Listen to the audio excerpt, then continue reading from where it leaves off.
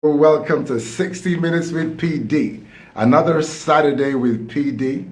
Yes, welcome. How are you doing? So good to see you all.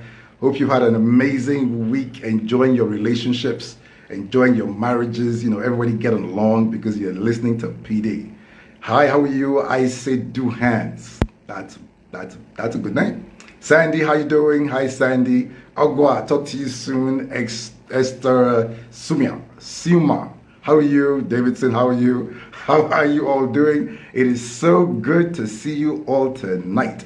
Welcome to 60 Minutes with PD, the fastest moving 60 minutes of the day. Yes, how are you? How are you? Yes, Tammy Speaks, hi, let me wave at Tammy Speaks right there. How are you? Hi, Esther, hello. Binta, how are you? That's amazing. So good to see us all today. Hey, we're talking about money. It's a big topic. Money. Money always evokes some kind of response in every circle. So that's just an amazing thing. We're talking about money. We're going to learn so many things. Do you realize that when you get married, you actually have a money vow? You say for richer, for poorer. You commit yourself for the rest of your life to agreeing with the person's money language. Did you realize that we actually the vow, there's a money vow. Amazing Flossie looks. How are you? Joseph Odidi, how are you? Kudi, how are you? Hi guys, how are you doing? It's so good to see you. It's a good Ronnie Musa, how are you? It's going to be an amazing night. Shibambina, Fat Jibs, how are you doing? It's going to be an amazing evening. We're going to move fast, really fast. I have some really exciting guests coming on, so I need to make sure I have time for them all. So I'm really excited tonight, as usual. I'm always excited, so I'm always excited. So hi, welcome to 60 Minutes with PD. Your fastest moving 60 minutes of the day. It's every Saturday at 8:30. 8:30 on a Saturday night is PD time. It's on lockdown. At 8:30 on Saturday is PD time. Doesn't compete with anything. So guys, just block it out on Saturday evenings. It's going to be amazing here with PD as we learn so much. Yes. Follow me. That's important. This is PIIDI19 on Instagram. Follow me and get your friends to follow me. Let's do life together. Flossie looks by Melly. How are you? I like that. That's a nice greeting right there. Okay, fantastic. So, while I'm on, please feel free to ask any questions that you have on relationships, on marriage, on life. Binta, how are you? And I will be sure to answer it tonight, or I'll do a video and I'll get back and I'll post the video. So keep checking my profile. Ofore, Ofore, how are you? Ofore, how are you doing? Good. So this is amazing. Today's topic is money languages. Exactly, it's money languages. And I'm just going to take off right now. People perceive money differently. People see money differently. They respond to money differently. Their plans for money is different. Every single person. Money means different things to different people. That's the reason most people fight over money. Money means different things to different people. Now you're in a relationship or you're married to this person and they are viewing money differently. What you want, like in this relationship, like one thing is this: when in this relationship your finances are commingled, it's mixed up, okay? And now they're doing something different with the money than you would, and now it's a problem because you're thinking I wouldn't do this with the money, but they're doing it. But we've got to get along. So that's something we're going to look at. Money is one of the main things couples disagree over. Did you know that? Did you know that money is one of the main things that people disagree about in a relationship and marriage? Yes, Zita, it's an amazing topic. And we need to this topic is really important because if we get it, we really get over a major hurdle, and it's important that we get over this hurdle. Vivid Shavina, how are you? And Florence, how are you? How you doing? So it's the number one cause for divorces is money. If we all had the same perception of money, we'd be okay. Did you just get that? If everybody just had the same perception about money, we'd be fine. But we don't. And it's because we don't have the same perspective over money. That's why we have problems. And that's why we quarrel. It's the number one cause for divorces. Did you just get that? But we don't have the same perspective. Marriage is not just a union of body and soul. I say this: marriage is not just a union of body and soul. It's also a commingling of funds, of money. When you get married to a person, your money gets mixed together. And it's interesting that everything you do has some financial and money implication. So if you're not speaking the same money language, there will be disagreements. And we can't afford to have that. You're on 60 Minutes with PD. Please follow me on Instagram at PIIDI19 on Instagram. Follow me. I offer free counseling for now. So, DM me. Let's talk about it. And send me your testimonials anytime that things start to work out. 75% of divorces are rooted in money disagreements of some sort. All couples argue about money, and I mean that all couples argue about money, no matter how long that you've been married, because money is involved in all that you do together, and it's impossible for you to always have the same perspective on what to do with the money. So it's important that we understand ourselves. Money affects every area of your relationship. When you don't see eye to eye, then the arguments get ugly. Money is the number one cause for fights in marriages. You have to know your partner's love language, your partner's money language. You have to know your partner's love language and money language. You have to know your partner's money language. That is so important. And speak it to them. That's what's important. You know it and you speak it to them. And your partner has got to know your money language and speak it to you as well. Love is a two-way street. Love is not one way. So if our love is going to work, then I'm walking towards you in love, and you're walking towards me in love, and we've got to know what love is and do it to ourselves. I'll just give you this free tip. It's important that you know what love is, because if you don't know what love is, you're not going to be able to see it in the person that you want to get married to. And if they don't know love, they will not do love to you. And if you don't know what love is, then you will not know that they do not know love. And because they do not know love, they're not going to do it to you. Then you're going to have problems. This is a riddle. Just figure it out real quick.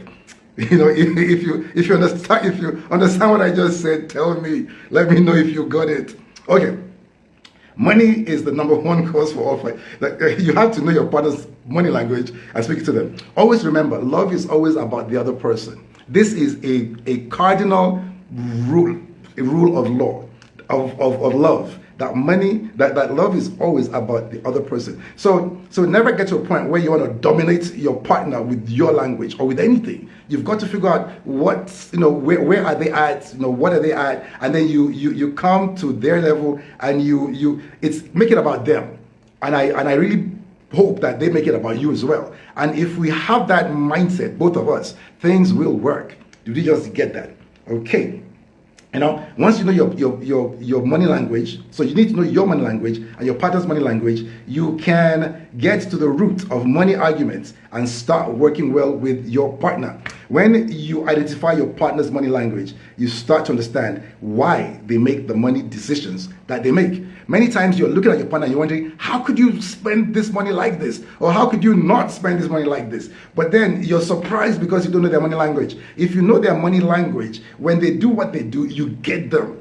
And because you get them, you can both come to the table and start the negotiation from a place of agreement. I understand how you're thinking. I understand your needs. But you know what? We can't use all the money to do what you want. So let's come to a compromise. This is what I want to do with this part of the money. This is what you want to do with that part of the money. And then we work it out together. But we've got to understand that people, there's no money language that's bad. So you can't say, you just want to do this, and it's bad. There's no bad money language. We just have to accommodate ourselves. And that's one thing. When you get married to a person, you can't be all of yourself. I've said this before. If you are a 10 in anything, and you marry a person that's an 8, the life you will live will be 10 plus 8 divided by 2 is 10 is 18, divided by 2 is 9. The life you live will be 9, which means if you're a 10, you will step down. And if you're a 9, you will step up because you're with a 10. But the 10, if a 10 insists on being a 10 while they're married to you, they will oppress you. They will dominate you. And you will not want that. And that's not love. Is anybody out there? Is anybody listening to me tonight? If you are, just give me a wave or something. Tell me what cities you're from. I always like to know who's in the house. Is Accra in the house? Is Nairobi in the house? Of course, Abuja is in the house. And of course, Lagos in the house. Is Port Harcourt in the house? So let's know where you're from. Just shout it out and let's start to see that. Okay. Yes, yes, yes, yes, yes. Now, when you identify your partner's money language, you start to understand why they make the money decisions that they make. You no longer get pissed off. People really get pissed off about money quickly. You're able to offer them, some kind of compromise that they can find acceptable. You're with PD tonight at PIDI 19. Please follow me. It's really important. Let's do life together. Let's just really do relationships in an amazing way. Knowing your money language will let you put an end to money secrets, lies, and financial infidelity. Do you realize that there's something called financial infidelity? Kenya in the house, how you doing? Do you know there's something called financial infidelity? Like I'm introducing this term, financial infidelity, which means that you're in a relationship, you're in a marriage, and you're not doing what you're supposed to do with the money. You're hiding the money. You have some income that you're not showing anybody. That's financial infidelity. So guys, let's start to talk about financial infidelity. With our partners and spouses to be. That's important. So let's know that knowing your money language will let you put an end to all that. Now listen very carefully to this. Okay, mischief requires finance. And that's why they don't want you to know what's coming in. I say one more time. Mischief requires finance. Is anybody else? Do you hear this? Mischief requires finance. That's why your spouse doesn't want to declare their income. Sometimes mischief has a name. Mischief has an address. You don't need to check your partner's phone. Just check their bank account. Where's the money going? Track the money. Follow the money. When you get to when you get to where the money is, you know what they're doing. Is anybody listening to me, guys? Are you listening to me? Okay, I really hope you are. Do you? This is so funny. Do you realize that when you get married, you make a money vow? Do you realize that when you get married, you make a money vow? You say for richer, like you stand before a man of God and before God and everybody, you say for richer, for poorer. I will live, I give myself to you, I'll live with you for the rest of my life. For richer, for poorer. That is a money vow. You are vowing to live with this person irrespective of their money language. So the reason why people fight is that, one, they assume that you and your partner, you have the same money language, but you don't. And then the other thing is that you just don't realize that not agreeing on money is a big thing. It causes problems. So there is a money vow. That you're going to live with this man or this woman, irrespective of what you do, for richer, if they're making good decisions, for poorer, if they don't, But then the first thing you want to do is do I know your money? Like to be quite frank, most people that make that vow don't qualify to make it because you don't know their money language and you're vowing to live the rest of your life with them. There's something that we need to look deeper into that. Okay. There's an assumption or an implication that you must learn their money language. You vowed to remain with them irrespective of the way they handle money, irrespective of their money language. The reason why disagreements over money is the number one cause for divorce is that when people make this vow, one, they are ignorant of their partner's money language. Two, they assume that their partner speaks the same money language that they do. Understanding money languages is very important. It will save your marriage, so it's really important. Let's get to really listen tonight. Most people have two money languages. Most people have two. There's a dominant one and there is a supplementary language. So they speak their dominant one, but in some certain circumstances, they'll speak another one. And sometimes, that can get confusing, but people usually have two. All money languages are good. And this is one thing. When you discover your partner's money language, do not start to tell them that it's bad and every money language is good. So you can't just start to judge people. So because as soon as I start to tell you what the money languages are, you're going to identify where you are. You're going to identify what your partner is, and don't use it to. That's the language that they're speaking, and it's all good. Okay, this is PD. You're on 60 Minutes. Yes, 60 Minutes with PD. Follow me at PIDI 19 on Instagram. I'm here every Saturday at 8:30 p.m. That is blocked out for PD. 8:30 on a Saturday night on Instagram is PD time. It's very important that we understand that the best practices in finance and marriage. There are 5 money languages. The first one is big spender. Everybody say big spender. To a big spender, money means status. They believe that money is for showing their status, okay? They buy big things. They want an expensive car. They want a big house. They want people to see that they have money.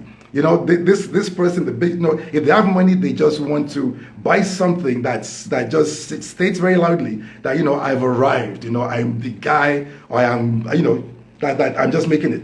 They will buy an expensive car or buy expensive hair before they invest or save. Big spenders don't fear debt. A big spender does not fear debt. They are willing to get into debt to show the neighbors that they're doing well. So if they want to show the neighbors that they're doing well, they will spend the money.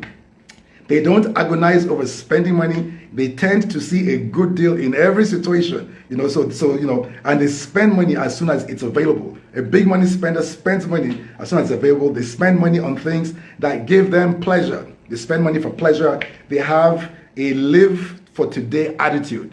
So a big money spender has a live for today attitude. Hi, Ife, I see you. You're on PD. This is 60 Minutes with PD. Please follow me right here. Let's do relationships together, free, confidential counseling. Please send us your testimonials. The second one is a security seeker. A security seeker is a person that sees money as a source of security.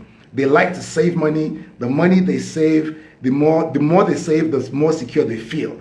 They like to know that they have money in case of an emergency. This security seeker is just thinking about the rainy day. They want to be sure that on a rainy day that they're good. The more zeros, the more numbers before the decimal point, the more secure and comfortable they are. If you identify yourself, just let me know. Everybody once you identify yourself, just put out there, this is who I am. Say it proudly. Every body language is good. Okay? Now, they frequently choose less over more. The security seeker will frequently choose less over more, okay? They take pride in saving rather than spending.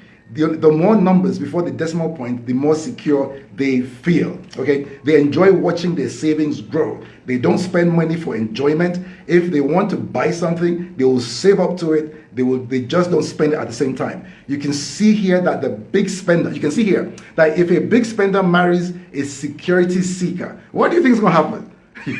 There's going to be a problem. So it's important that you understand your languages, and then the key is the cardinal law of love. That love is about the other person, and you come together and you agree. Each party is satisfied. It's never about one person. Why we have problems is that one person tries to dominate the other person and force them to speak their language, and that person is living in oppression, and it's not fun. Okay.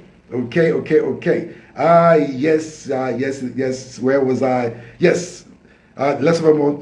Yes, the keys to follow the law of love. Yes, both of you must, now note these words, both of you must intentionally speak your partner's money language to them consistently. The key words there are intentionally and consistently. Make sure that both partners' money language are spoken over all the money that comes in. The problem arises when one partner is domineering and starts to oppress the other person. This is 60 Minutes with PD. It's your fastest moving 60 minutes of the day. The third language is risk taker. The risk taker, they have an all or nothing mentality. It's just all or nothing. They can put everything in an uncertain investment. It's all or nothing. When they win big. When they lose everything. People like that, of course. They will pay a lot for things that they believe are highly sought after. They are not savers. They would rather invest than save, So a risk taker would rather invest than save. If you find out that actually they're not saving, but they're investing. So they're doing business. They want to risk everything. They see deals in every transaction and like to negotiate. This is PD. 60 Minutes is PD. The fourth one is the saver. The saver doesn't like to spend money at all. All money is to be saved. They see all investments as risky. They don't even want to invest. All money coming in, all the money coming in, they want it kept. They want to keep the money. They live way below their means. People are shocked when they find out how much they have. When people find out, what? This person had this money? Going by how they live their lives, you never would have thought so. So they just don't enjoy spending money. They will make do with the barest minimum. And then you have the giver. The giver focuses and enjoys helping others. They are very generous. They are willing to give the bulk, if not all they have. They feel responsible for others' well-being. They find it easy to put others first. They don't think of themselves a lot.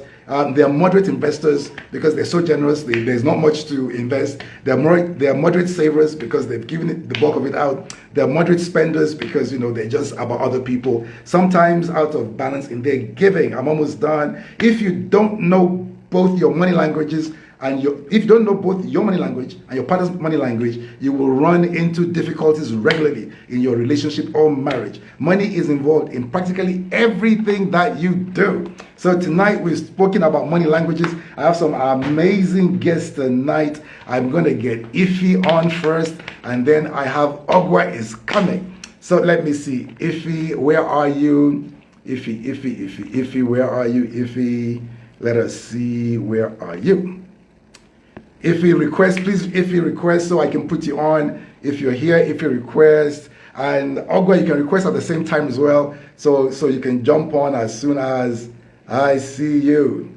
I see. Okay, I see. If you're right here, if you something about money languages today, it's so important that you just know what your language is. You know your partner's language, and then you start to figure things out. And the whole key is about compromise. Amazing. Ify, I think I see you. Hi. How are you? How are you? It's loading, it's loading, it's loading. Can you hear me? Yes, Ogwa, I see you. You're waiting. I see that. Amazing. Yes, yes, yes, yes, yes. I can hear you, but I can't see you. I You don't can't see understand. me. I can see you to some degree. So anyway, let's talk. We're talking about money languages. Let's keep it moving. Yes. Okay, so I Very hope you heard something interesting tonight. topic. Talk to me. Very I think interesting. I think a lot of people I'm just listening to I'm just looking at the comments, and I'm loving what's already going on. I think generally, a lot of people that I've met here in Nigeria kind of feel very, I don't know if it's fear talking about money. because most times it ends up in a disagreement. And that's because we don't understand our money languages. If we do, Mm, it's easy to just say, you know what, I know what you want to do with the money. See, if you tell a person that I know what you want to do with the money, and it's a really great idea, but why don't we do it this way? It's always a good mm-hmm, place to start off. mm-hmm. Yeah, I think there's that, and then there's also there's that there's no openness per se, because I think just from the foundation of how people are groomed here in Nigeria, it's almost not something you talk about, except it's something that relates to maybe you are the giver of the money per se. I hear you. And the truth is this: when we are dating, it's very important that we cultivate a culture of financial transparency. I think you might want to write that term down. People on the platform, there was financial infidelity. Now there's financial transparency, and it's a culture. You've got to have that culture between in this partnership where we're open and transparent about money. Most times people Mm-hmm. resist it, but we need to make it clear to our partners that if we are to do life together and we're to Yeah. do it, having fun and comfortably, then we have to be transparent with our finances. And it's good to say it, that like have it said from the very beginning. Because most times what happens is that you've invested so much and then you say it and then he pulls back and then Mm-hmm. you don't say, well, I'm not going to make this a deal breaker. But if you said it from day one, from jump, it's either he goes before I get committed, before I give him my heart. I know that he's willing to be financially transparent. What we're doing, ladies, is that you're giving them your heart before you Mm-hmm. start to tell them the conditions. Before you No, get tell them the conditions. You see, this is my heart. It's precious, but it's with me right now. I need financial security, transparency, whatever. We need to be able to talk about everything. Now, if you agree to this and then we've practiced it, you've shown me that you have the capacity to do it, then I'll give you my heart. So there's an order in which things should be done, ladies, and it's so important that we do it in this order. If not, we'll have some kind of resistance. Mm-hmm. It's not just in Nigeria though. It's more I see that mentality more within like the I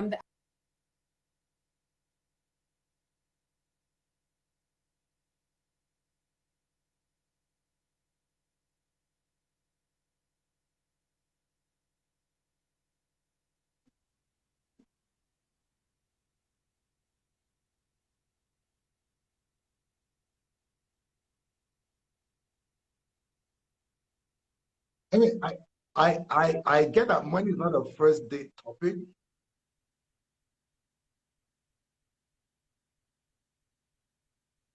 You know,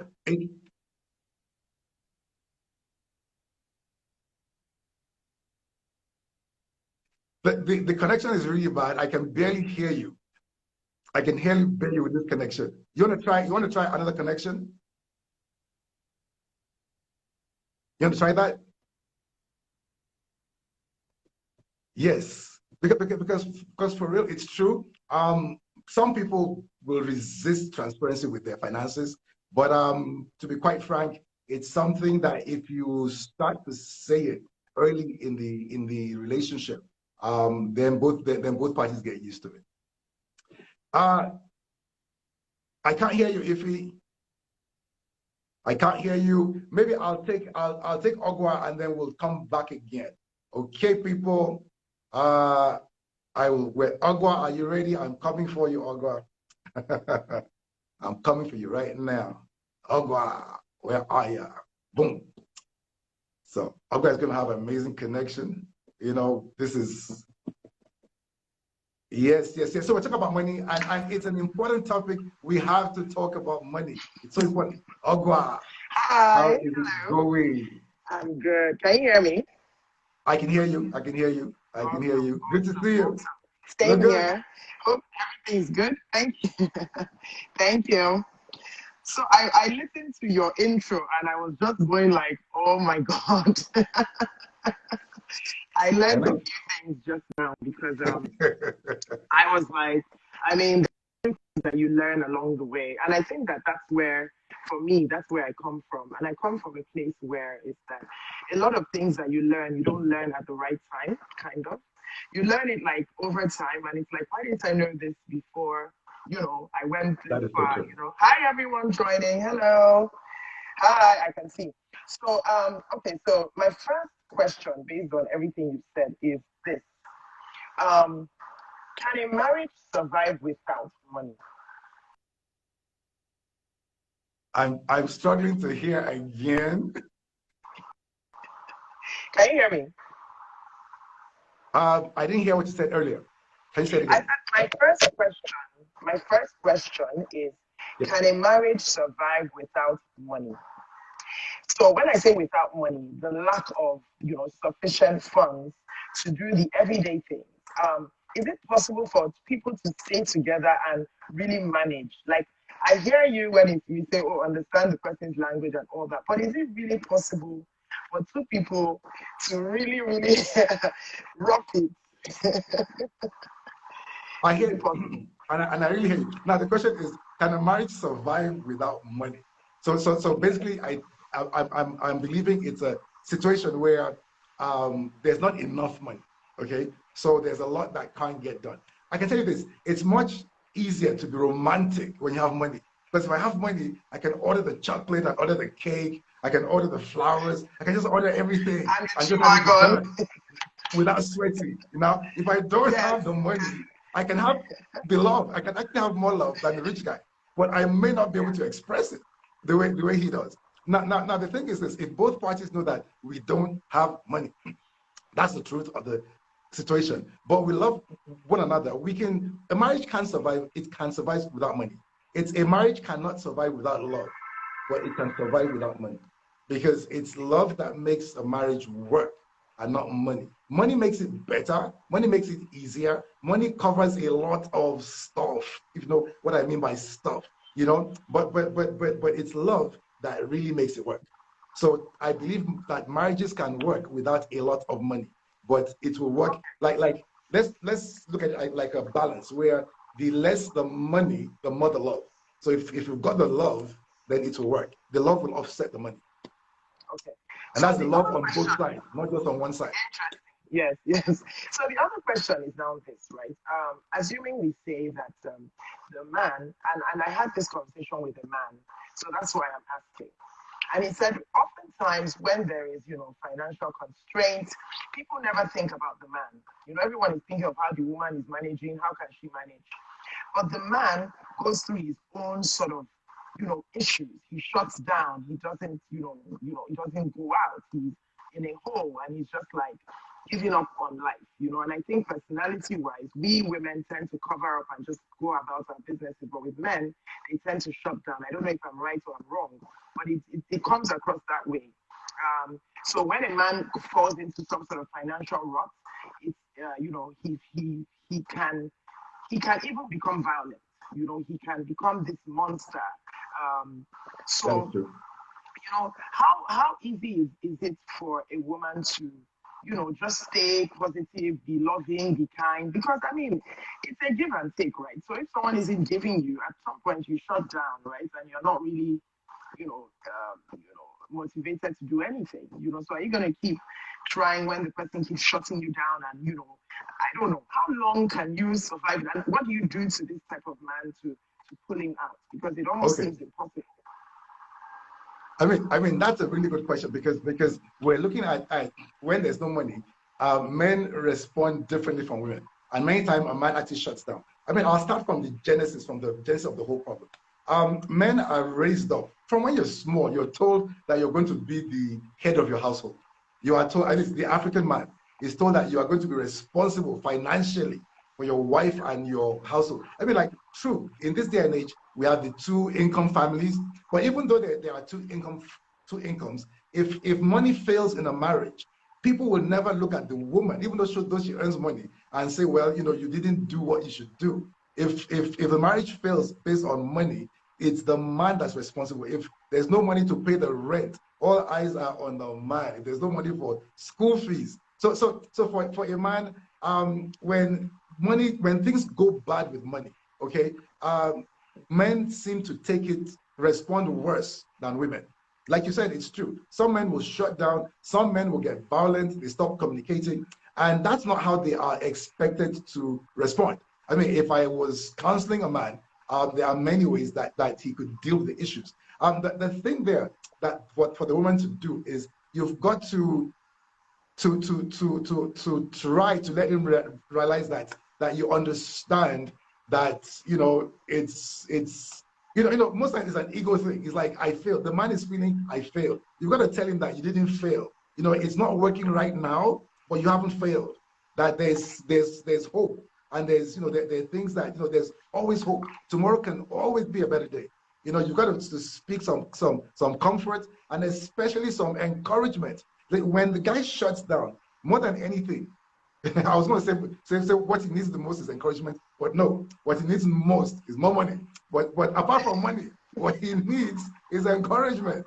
Okay, so if you're with a man like that, you know, you want to make sure that you let him realize that, you know what, you haven't failed. What it is what it is. But and then tell him that you believe in him, because for most time, I mean, like most of the time, the man just feels like, I failed my wife, I failed the marriage, I failed whatever it is, and he needs his wife to say, you know what, darling, you know, you haven't failed. I still believe in you, even though things are like this. I still believe in you. You know, why don't let's tackle this together? Let's make some decisions. Let's make some changes. Let's pray. Let's do something. Okay, but that's what he needs, and hopefully when he gets that, you know, things will change. And men are really interesting. When money comes, you see how quickly that you know, his whole attitude and everything changes right away. But you know, that's My what we're comment dealing and with. cracking me up. Buki said, but encouragement doesn't pay bills. and to be honest, like I mean, I love like how you teach. It's really, really amazing because, you know, it's very I'm practical. struggling to hear you, Ogo. I don't know why. Maybe I should struggling to take hear out my you. earpiece and see. Can you hear me better now? So much better. Oh my gosh, I was struggling. Okay. All right. So I said that, you know, I said it's really good. I saw a comment that said, but encouragement doesn't pay bills. And honestly, sometimes when in a situation, it's so tough to survive or to see how you're going to get through it. Because imagine, like, for example, you're trying to encourage a guy and he slaps you or something, you know, and you're like, you know, I'm even just trying my best here. And this person is just not even getting me or trying to even listen to me. And it can go on for 5 years. I mean, I know I've heard of situations where, you know, the guy just, you know, everything went bad. He lost everything. And for 3 years, he just didn't leave the house, you know, and the woman still had to be feeding him, you know, paying the bills and doing everything, you know. So at the end of the day, I just feel like, you know, I feel like and unfortunately I would say this, but I don't know what you think, that a lot of marriages will fail because they wouldn't be able to scale through that period.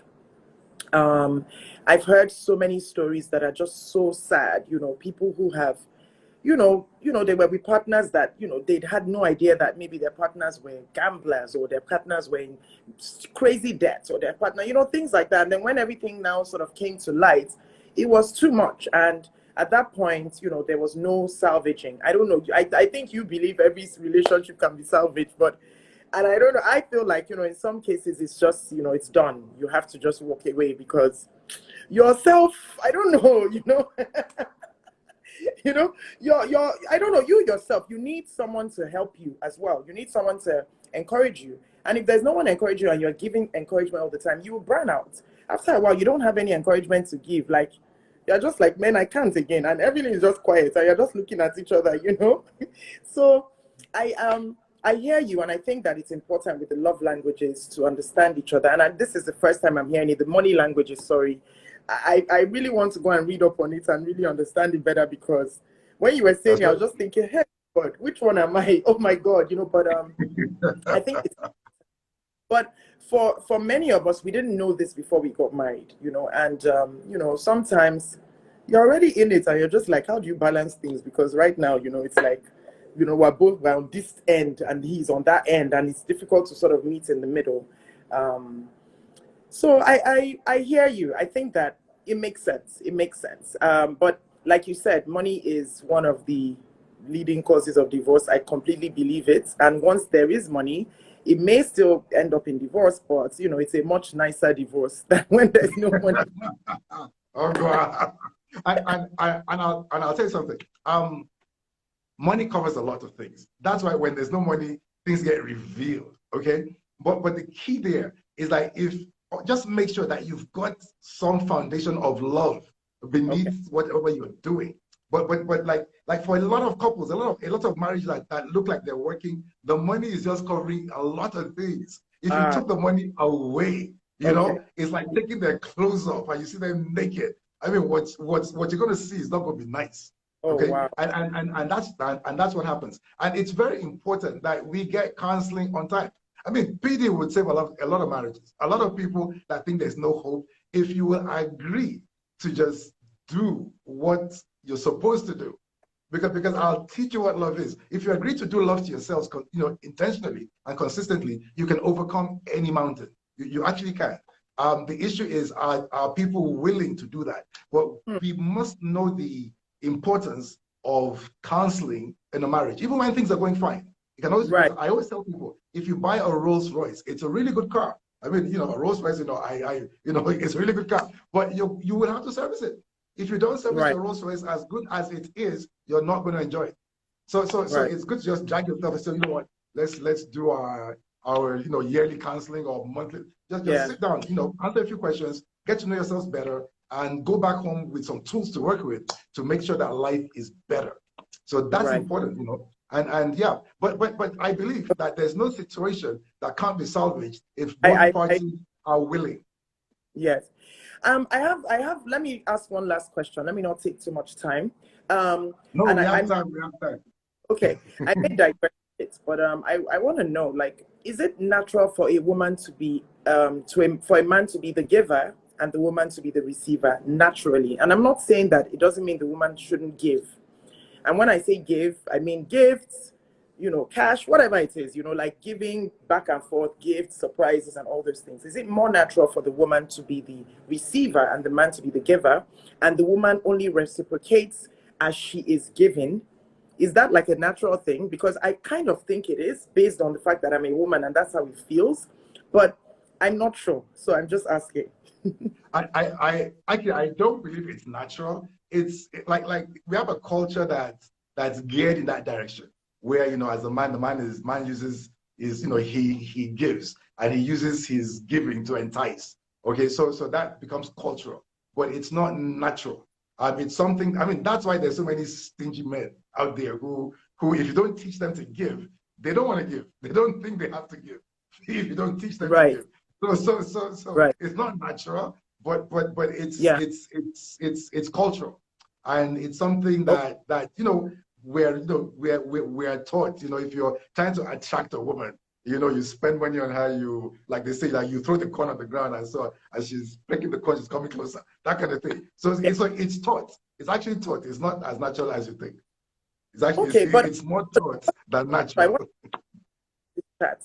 Do you feel more inclined to do for your partner when he does for you? And I'm asking the women here in the chat. Do you feel more inclined to, are you more excited to do things surprise and all as when you receive? Is it more, I don't know, are you more gingered? It's like something that triggers it. And would you do less if if it wasn't done to you? So this is a question I'm opening up to people. I just want to, I mean, because obviously, I have this conversation with a few people, and a few people tend to agree that yes, if it's sort of like the man sets the tone, and then we sort of follow. So it's funny when you are the one trying to set the tone, you're the one trying to do everything, and it's almost like he's just playing along. This woman and all these are surprise things and her dinners and her spa dates. Please, let me just do so that she will not stress me. But it almost feels like when the guy does it, then it feels more whatever. So I'm seeing the same responses. Okay. And someone is saying depends on your love language. Someone says, I am more gingered if I receive. So, Of course, you're more sorry. gingered when you receive. Yes, I see. Yes. I see a few. I see a few. Yes, if you're more gingered, but it doesn't determine what you do for him. So this person, this is somebody here says, I'm more gingered, but it doesn't determine what I do for him. Okay. Says I'm naturally a Okay. gift and surprise giver. So I enjoy planning gifts. So this Okay. is a lady who naturally loves to give gifts. So I guess this is interesting. What do you think about? But I kind of feel like even with that kind of person, it's easy to burn out. If you keep doing it over and over again and you don't get it back, I think that you will burn out. I honestly believe so. And I'm not saying that it's not a good thing to be one who always does, but if you don't get it back, you will burn out. I think so anyways. I don't know. I agree with you, Ogwa. I agree with you. If like I always say this, never be a selfish lover. Do not be comfortable if you're the person that's receiving all the time. Okay. So that you're Okay. in this relationship or this marriage, but you're just receiving and you like it, but you're the only person that's receiving. Never get comfortable in that situation. Okay. Because that's the description of a selfish lover. Okay. If you enjoy what they're doing to you, then make sure that you are doing something to them that they enjoy you doing to them. Right. It must just click in your brain. Like once you just start enjoying it, let a bell ring somewhere up here that says, you know what, I need to do the same thing in return. Okay. And that's something that we've all got to learn to make things moving. Okay. Okay, interesting. Yeah, this was interesting. Seeing someone saying giving is a two-way thing. I completely agree. Yeah, you definitely have to, I think that some women don't also think about the fact that they have to give. Some people even think, why? He should be the one giving me, like I'm to be spoiled. And I think naturally we are actually meant to be spoiled, if I may say so myself. But, I think that women are meant to be spoiled and taken care of, and I agree with you. Women should be spoiled. yes, But when you're being spoiled, do something back as well. And someone says, what is the pepper day your hand more? And the truth of the matter is, I don't think it's even about the thing that you do. I think it's just the thoughts. It's just, thinking of interesting things to do. Sometimes it's not a big thing. If you organize a massage, for example, it will cost you 15K. Mm-hmm. Like you're emptying your bank account to do it. You're not buying a G-Wagon or something. I don't know why I keep using G-Wagon as an example. Perhaps it's in my future. He must be coming. It's a signal, Yeah, exactly. It's coming. Tell me when it lands. I definitely will, definitely, and perhaps that puts me in the first category of your description, because when you were saying that thing, I was like, oh my God, like this sounds like me a little bit, but I mean, obviously, yes, and I feel like people who don't give in relationships often tend to cause, I don't know, they cause something. There's something, if you're not a natural giver, it's difficult because you seem like you don't care. Giving just Yes. shows, act shows. Giving can be learned. Giving can actually be learned. People can actually learn how to give. And I think if you're not a natural giver, you should learn how to give. Yeah, yeah. Okay, well, this was really interesting. I really enjoyed this conversation. Thank you very much. Going That's to bed. amazing. Thank I you. want to read more about the. Thank you, Ogwa. That was an amazing, amazing time. Thank you very much. I'll be catching up with you. Love you. Bye. Bye. Bye, guys. Okay. Bye. Okay. Iffy back? Is Iffy available? Iffy, where are you? Okay. So I hope we've learned something tonight about, yes, about money languages. It's important that we know more about it. Please go back to the recording. I made sure that I put it. Wow, this is really good. You know. Hi, Iffy. Hi. I see you clearly. You look good. Thank you. My network is just Good. doing You're its looking own good. my network is just doing its own bit. So I'll just go straight to some of the questions I have before the network runs out again. Okay. So I have someone wants to know, and this is also a question I have, what are the warning signs of a financially irresponsible person and how do you confront them on that? Okay. Warning signs. No. Okay. I won't call people financially irresponsible. I would just they have a money language that's different That's from how it's ours. been put. Okay. So I just want because if you call people negative names, they respond badly. So they have a money language that's conflicting with ours. Exactly. Okay. This kind of person, like watch the way they spend. You know, a person who has to borrow money. In fact, like if you're with a guy that always needs to borrow money, that's a bad sign. It's not a bad Yeah. sign. Where if he can't manage his finances before you attach your life to his in marriage, then you can imagine what he's going to do when you're together. So ladies, please, ladies, listen to this really good. If a guy, you see that he's already borrowing money, it means that he's not planning well. It means he's not allocating his funds properly. And you find him borrowing money frequently. You know, you've got to think twice because you're about to stand before people and say, you know, for better, for worse, for richer, for poorer, I'm going to stick with this guy that's showed me every sign that he can't manage his finances. You know, that's not a good sign. So, and talking about it is you've got to be, there's something called brave confrontation where it's in love, but it's brave. It's bold. I have to tell you what I need to tell you, but I'll tell you in love. And it's like the way you're handling finances, you know, you had to borrow money, you know, 3, 4, 5 times. You know, there's a better way.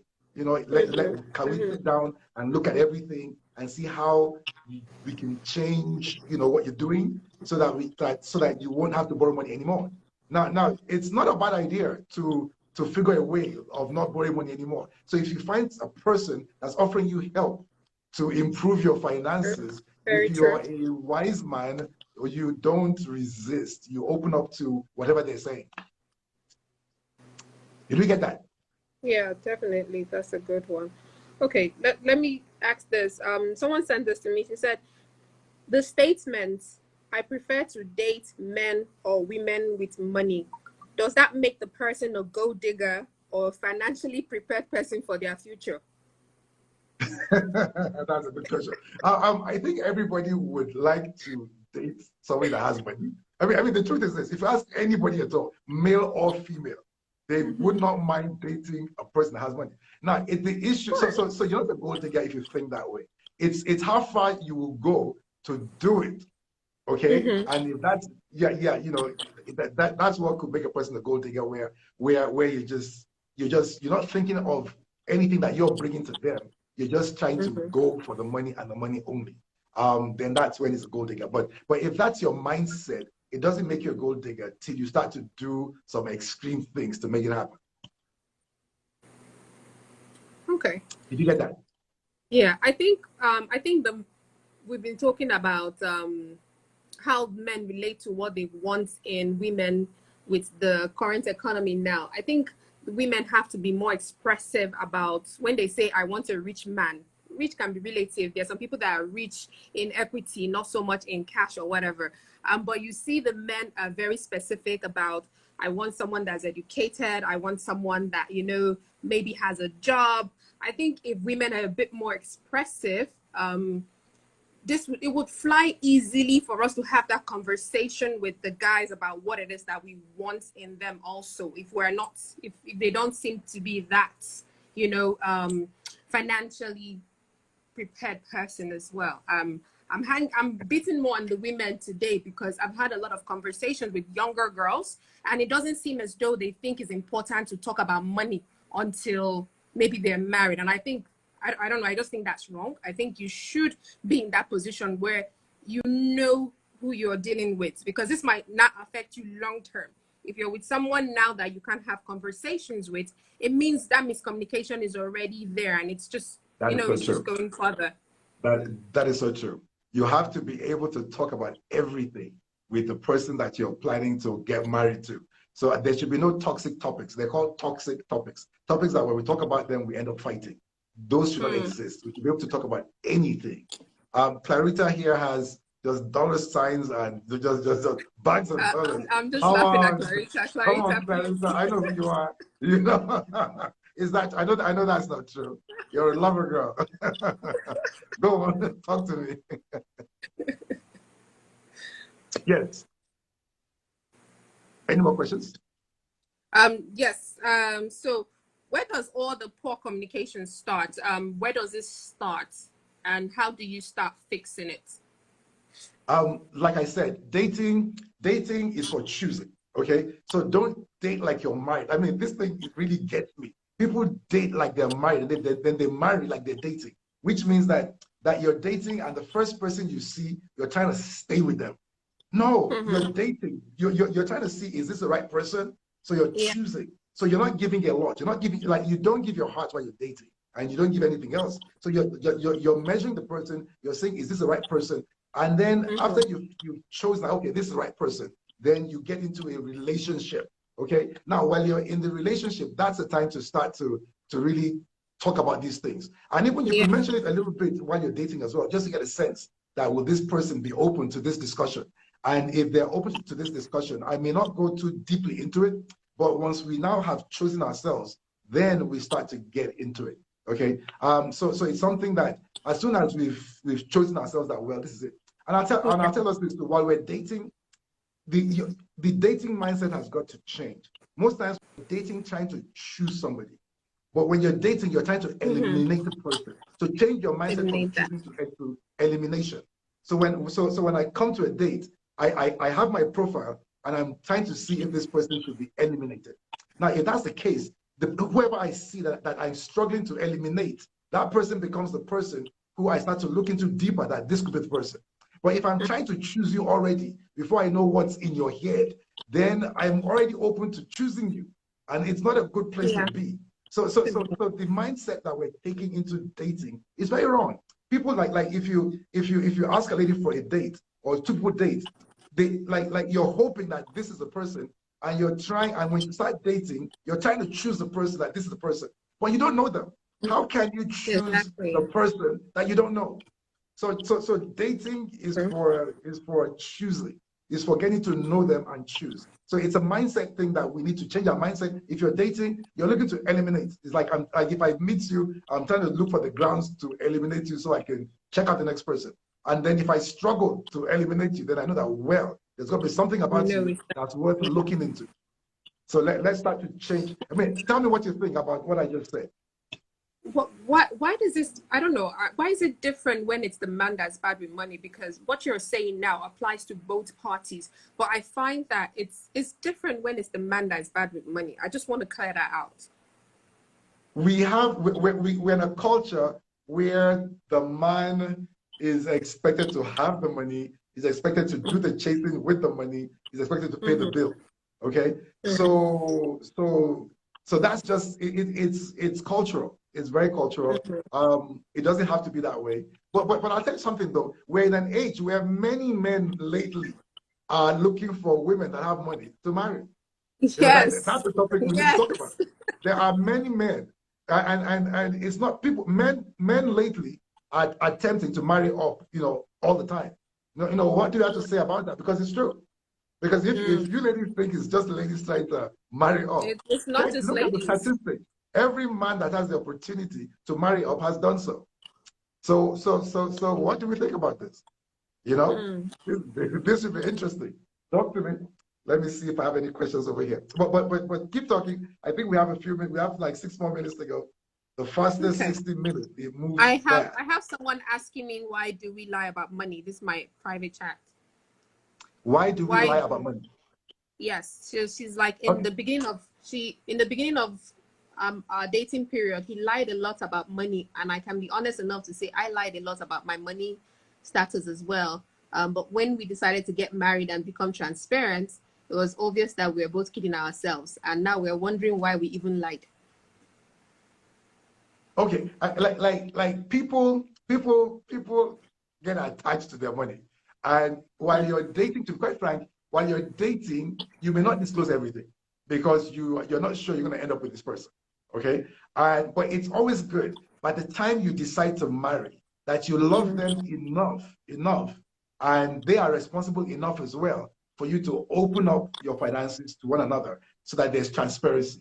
I think that's something, and that's a reflection of how intimate you are at the point that you entered into the marriage. Because I'll tell you Yeah. this, there's a level of intimacy between two people that you know, I trust you, you trust me. I'm willing to open up to you financially. Like this is all I have.